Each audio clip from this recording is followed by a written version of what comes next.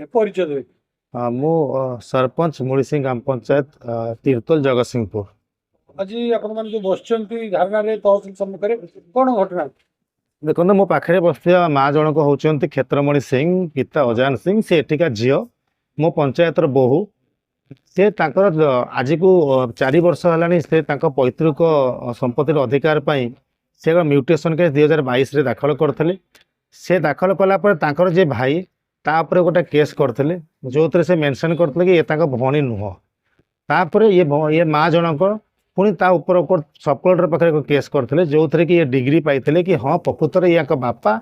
से ये दिज भाई भौणी बोली तापर कोर्ट को कथा जाइला कोर्ट रे मध्य जो आंक भाई अच्छा से भाई आडमिट कले कि हाँ ये मो भौणी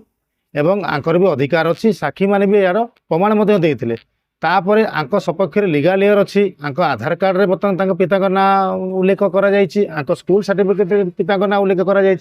संपूर्ण तथ्य थाईकि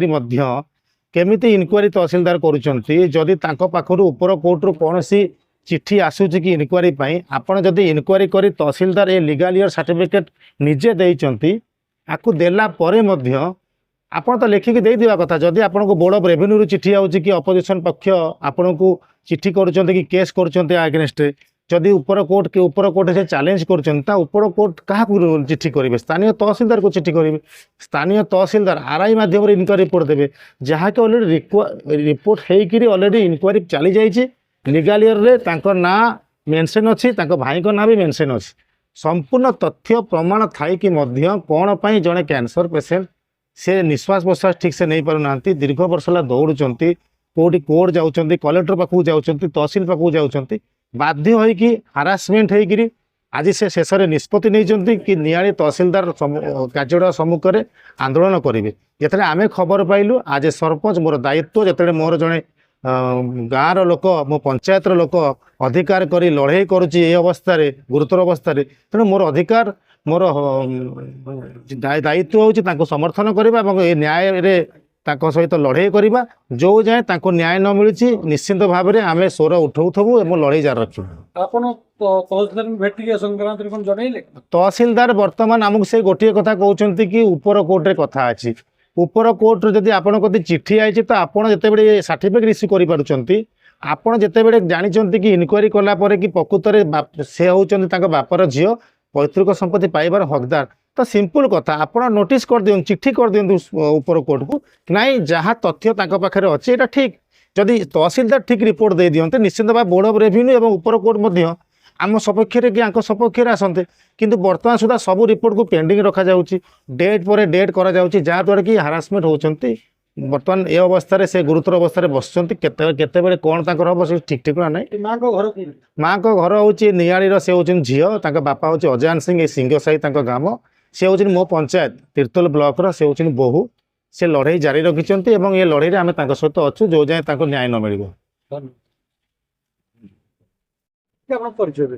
भास्कर सिंह क्षेत्रमणि सिंह पुओ कौन पे धारणा आज्ञा ये धारणा बसार कारण दीर्घ दिन हम नियाली तहसील दौड़ी दौड़ी न्याय न पाइबार धारणा आज आम बसीचु कारण कौन कारण है 22 मसीह गोटे म्यूटेशन केस ये फाइल करी माने मो अज माने मत कि पक्ष न करा जाए जन्मित कन्या कहुए से केसटा को डिसमिस करागला से केसटा को नहीं मो सब कलेक्टर कोर्ट रे पकई सब कलेक्टर कोर्ट ऑर्डर देले 2025 मसीह जे माननीय तहसीलदार को नियाली तहसीलदार को देले ऑर्डर जे एटा पुनर्विचार करा जाए आईनगत माने भाई भौणी को ना पूरा जाऊ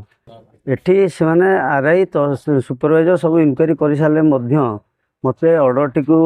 लास्ट हियरिंग एप्रिल 9 तारिख रे होता 9 तारिख पर मुझे 5 थर आसी सार पाक 10 थर भी आसी किंतु मत कहते आज करदेवी काली करदेवी किंतु आज जो आम धारणा बसाई मुझे लिखित 7 दिन पूर्व देकी जाइली तो आज जो आम धारणा बसचु तहसीलदार सार आमको कहते यहाँ मुझे बोर्ड ऑफ रेवेन्यू को पठे देते कहीं जेहेतु से अपोजिशन माने सेठी केस कर तो जदि अपोजिशन केस कर पठे दूसरी आपड़ ताले आमको कहीं जना होनी आमको चिट्ठी ना कि नोटिस ना कि ना